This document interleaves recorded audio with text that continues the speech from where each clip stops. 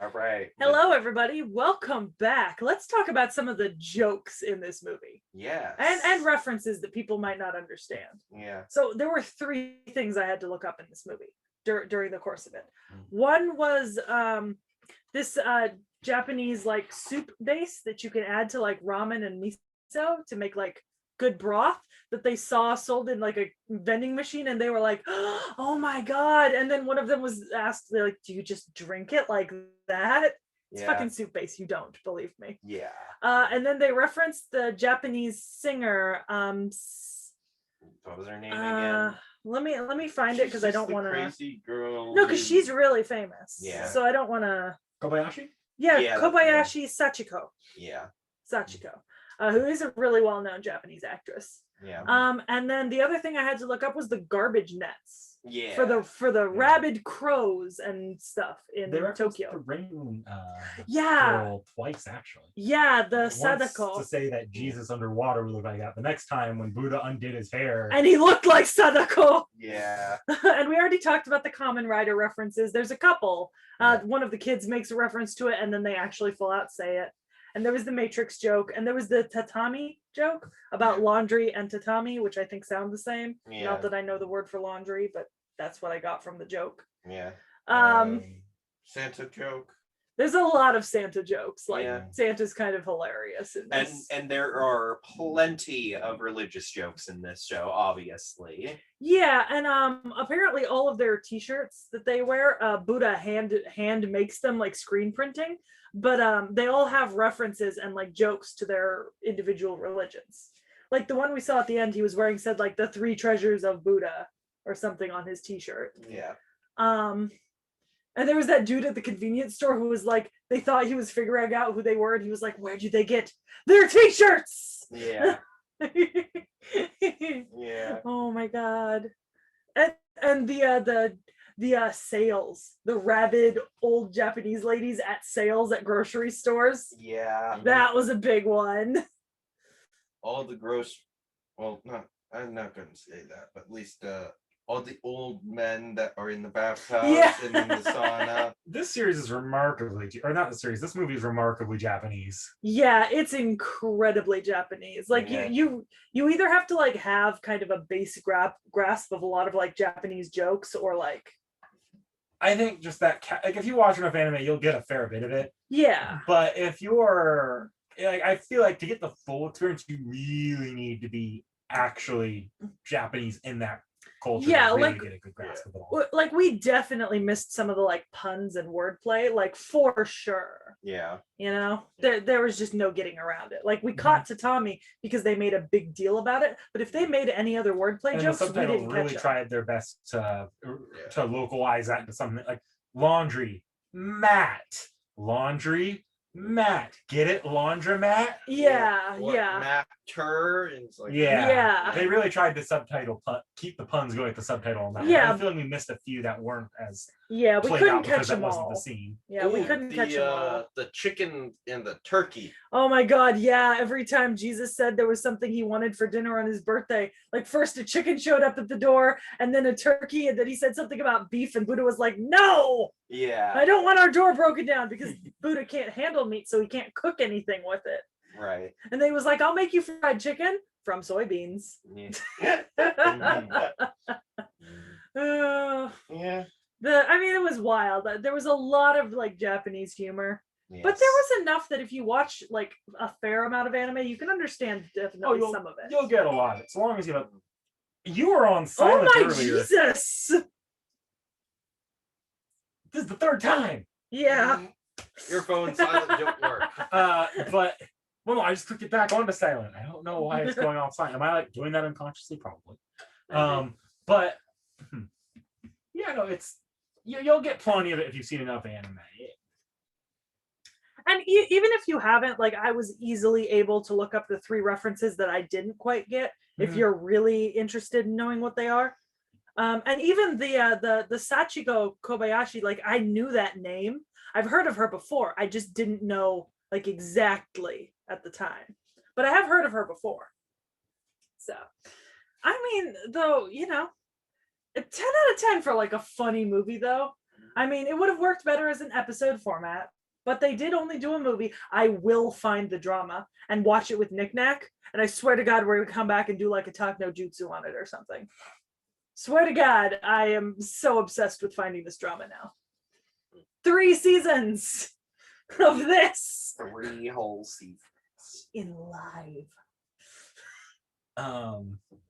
Yeah, no, I think being fair though, to get the full breadth of jokes, you have to be a Christian, a Buddhist, Yeah. and Japanese. Yeah, because when they were at the shrine, Buddha and Jesus were carrying the kami's shrine. And Buddha was just like, oh my God, this God is gonna be so offended. And then at the end they actually get bad luck fortunes. I actually think I think if this series is actually impossible to understand by anyone but a religion philosophy major. Yeah, I mean, who's Japanese see, to get the full breadth of it all. Yeah, because you got a lot of the jokes about Japan, but I got a lot of the references about religion because I do study some of the Buddhist religion. ones because I've actually attended Buddhist temple. Yeah, but I mean, like, I think I got a little more than you because I got a lot of the Christian ones too because I do study comparative religion. So, and there is a lot of religious-based jokes in here. Like, it is massive. But it's never in like a condescending or a weird way. It's always just as a joke. On the roller coaster when Buddha's doing his sutra. Oh my God, yes! And I was like, wait a second, I've heard this exact thing before. They're going up the roller coaster for Splash Mountain, and Buddha is just sitting there chanting what the burial sutra, something or like the death sutra or something. I just know it plays in like memorial services in the Buddhist when I go to the Buddhist temple. And Jesus is sitting there like, you're making the other passengers uncomfortable, and he just refuses to stop chanting. Yeah. I mean, it's very recognizable if you know it. Yeah. That was amazing. So any recommendations based off of this from people? Absolutely not. I have nothing that would compare to this. Yeah. Literally nothing. Oh man, I'm about to get in. If you say Melancholy of Haruhi Suzumiya, okay. Okay, I should have. Okay. As a joke, but because I would murder you. It's the other example that I'm gonna get a face palm from. What? Go. Sorry. Actually, I have 2 recommendations. The first one is if you like a lot of that Japaneseism wordplay, from what I understand, I haven't seen it myself, but the Monogatari series is very much rooted in that same kind of like you need to have a well understood knowledge of Japanese culture and wordplay to really get it. Yeah. As far as that, like seeing these larger than life people in very funny, mundane, modern Japanese situations. I don't know the name off the top of my head, but the Fate cooking show actually probably would scratch some of that same itch. Not necessarily for the religion, though, mostly for, but a lot of that same. These people you've heard of that are not modern Japanese in modern Japan are doing these modern Japanese things. Isn't it funny? That kind of thing, you might scratch that same itch from that. Also, it's still cute and cuddly. Yeah, that one is.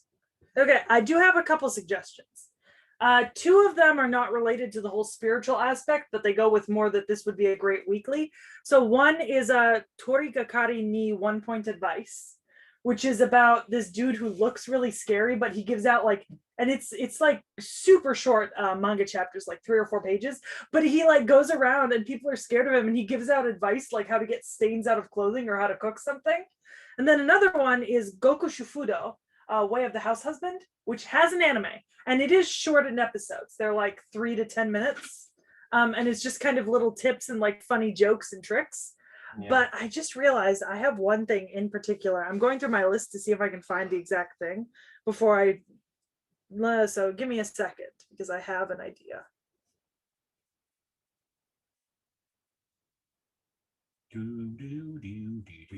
That is no. That was copyright. No. I guess if you want humor, but not like this kind of joke form, teasing master Tanaki kind of. Takagi-san. Takagi-san, sorry. I actually, so while you're still trying to find that, I do have several recommendations for this. Mainly on the ESHK aspect of this series, where if you like kind of like feel goody shows, that this is kind of like, this might be up your alley. Yuru Camp, that might be something that you might like potentially. Love is Like a Cocktail, where it's basically it's it's a house husband and a working wife, where basically every time the wife comes back home from work, her husband makes her cocktails. Yeah. And the last one, what was it actually? I had it right here. Yeah, I can't think of the last one. Okay, I found what I was looking for. So it's Nietzsche sensei, Konbini ni Satori Seidai no Shinjin ga Mayorita. It's a Nietzsche in the convenience store. And it's a manga about this convenience store worker who is firmly a believer in everything Nietzsche ever said. And there's like a literal point in the first chapter where one of the customers is yelling at him, "The customer is always right." And he says something like, "God is dead, the customer is wrong." But he's just working at a Japanese convenience store and he's a firm nihilist.